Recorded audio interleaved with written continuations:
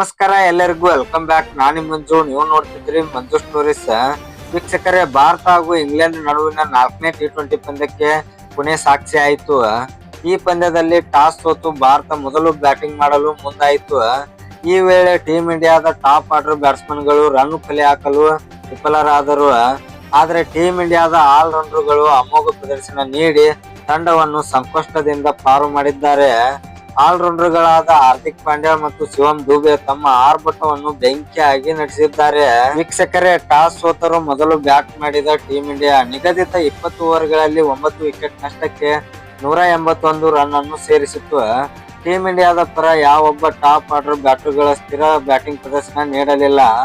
ಆರಂಭಿಕ ಆಟಗಾರ ಸಂಜು ಸ್ಯಾಮ್ಸನ್, ತಿಲಕ್ ವರ್ಮಾ ನಿರಾಸೆಯನ್ನು ಅನುಭವಿಸಿದರು.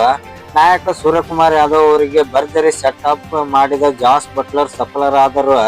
ಸೂರ್ಯ ಶಾರ್ಟ್ ಮಿಡ್ ಆನ್ ನಲ್ಲಿ ನಿಂತಿದ್ದ ಫೀಲ್ಡರ್ಗೆ ಕೈ ಕ್ಯಾಚ್ ಹೊಡೆದು ಪವಿಲಿಯನ್ಗೆ ಸೇರಿದರು. ವೀಕ್ಷಕರೇ, 4ನೇ ವಿಕೆಟ್ಗೆ ಭರವಸೆ ಆಟಗಾರರಾದ ರಿಂಕು ಸಿಂಗ್ ಹಾಗೂ ಅಭಿಷೇಕ್ ಶರ್ಮಾ ಸಂಕಷ್ಟದಲ್ಲಿದ್ದ ತಂಡಕ್ಕೆ ಆಧಾರವಾದರು. ಆರಂಭಿಕ 2ನೇ ಓವರ್ನಲ್ಲಿ 3 ವಿಕೆಟ್ ಕಳೆದುಕೊಂಡ ಸಂಕಷ್ಟದಲ್ಲಿದ್ದ ಭಾರತಕ್ಕೆ ಈ ಜೋಡಿ ಆಧಾರವಾಯಿತು.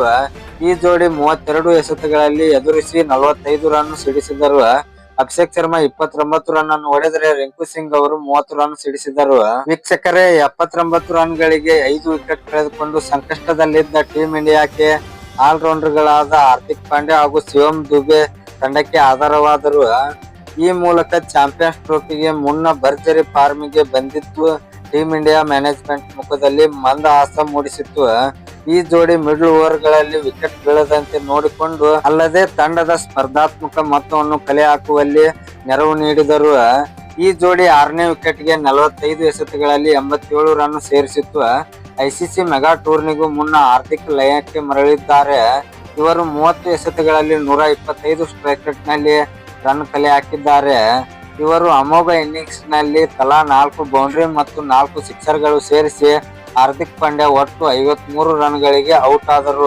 ವೀಕ್ಷಕರೇ, ಇನ್ನೊಬ್ಬ ಆಲ್ರೌಂಡರ್ ಶಿವಮ್ ದುಬೆ ಭರ್ಜರಿ ಕಂಬ್ಯಾಕ್ ಮಾಡಿದರು. ಇವರು 34 ಎಸೆತಗಳಲ್ಲಿ 53 ರನ್ ಸಿಡಿಸಿ ತಂಡಕ್ಕೆ ಆಧಾರವಾದರು. ಇವರು ಸೊಗಸಾದ ಇನ್ನಿಂಗ್ಸ್ ನಲ್ಲಿ 7 ಬೌಂಡ್ರಿ 2 ಸಿಕ್ಸ್ ಸೇರಿಸಿದ್ದಾರೆ. ವೀಕ್ಷಕರೇ, ಇಂಗ್ಲೆಂಡ್ ಪರ ಸಕೀಬ್ ಮೊಹಮ್ಮದ್ ಅವರು 3 ವಿಕೆಟ್ ಪಡೆದು ಅಬ್ಬರಿಸಿದರು. ಫ್ರೆಂಡ್ಸ್, ಈ ವಿಡಿಯೋ ಇಷ್ಟ ಆದ್ರೆ ಲೈಕ್ ಮಾಡಿ, ಶೇರ್ ಮಾಡಿ, ಸಬ್ಸ್ಕ್ರೈಬ್ ಮಾಡಿ. ನಮಸ್ಕಾರ ಫ್ರೆಂಡ್ಸ್.